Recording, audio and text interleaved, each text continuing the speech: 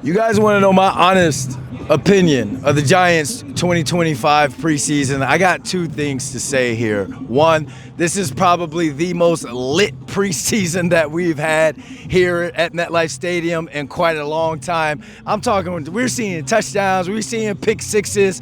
Abdul Carter has been absolutely amazing. The pass rush, linebackers making plays. And of course, we've never seen quarterback play like this across the board in Giants football for quite some time. So my second thought, or my second opinion is, this is for Brian Daboll.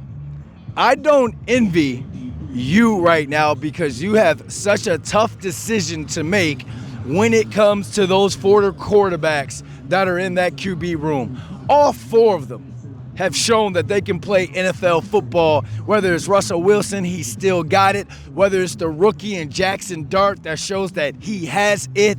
Jameis can still step in the field and make a play. You saw him throw a touchdown pass to Jalen Hyatt on his first play today when he got thrown into the game, when Jaxson Dart had to come out. And then Tommy DeVito, Mr. New Jersey himself, has come in, stepped in today and showed that he belongs on an NFL roster. So if I'm Brian Daboll, Mike Kafka, and those guys, they really have to sit down and make a decision on not only who makes the team, because obviously Russell Wilson, Jaxson Dart are making this roster, but who do you play? Like, who plays where?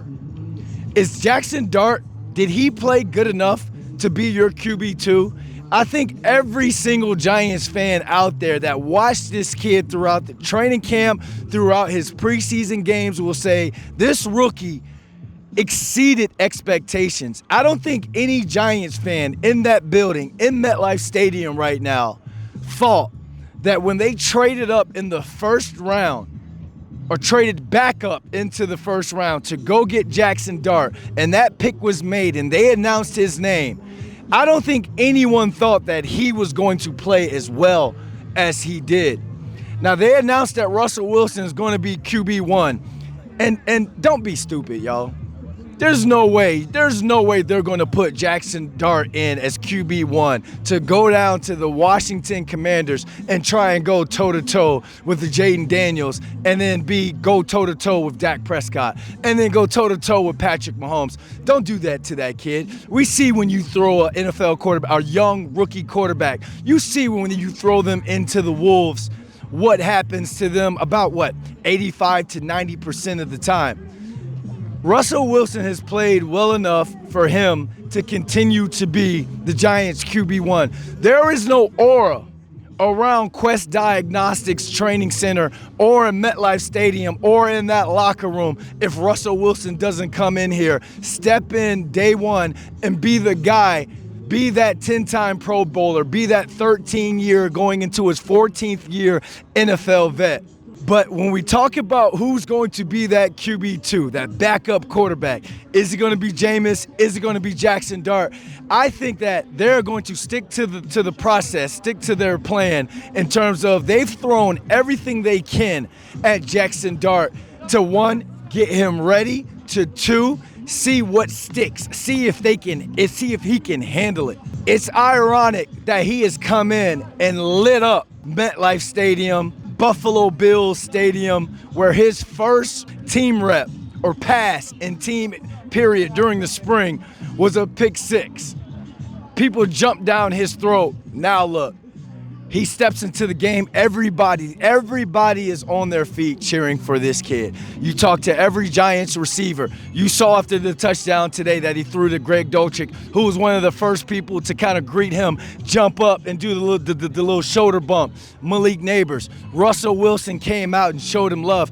We have not seen a quarterback room like this for the New York Football Giants in a long time, and it's got everyone excited. But don't let the excitement, don't let the hype ruin this kid's development, because he's on pace to take the keys to the Ferrari and take this thing for a spin. But I don't think it's going to be in that first 4 games. That's just my humble opinion.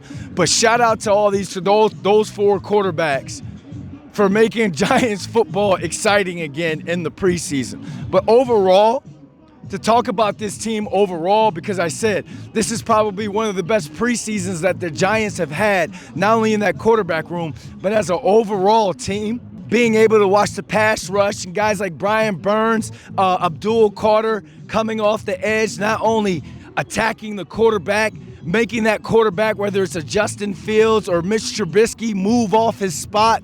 We saw good cornerback play and a Paulson Adebo.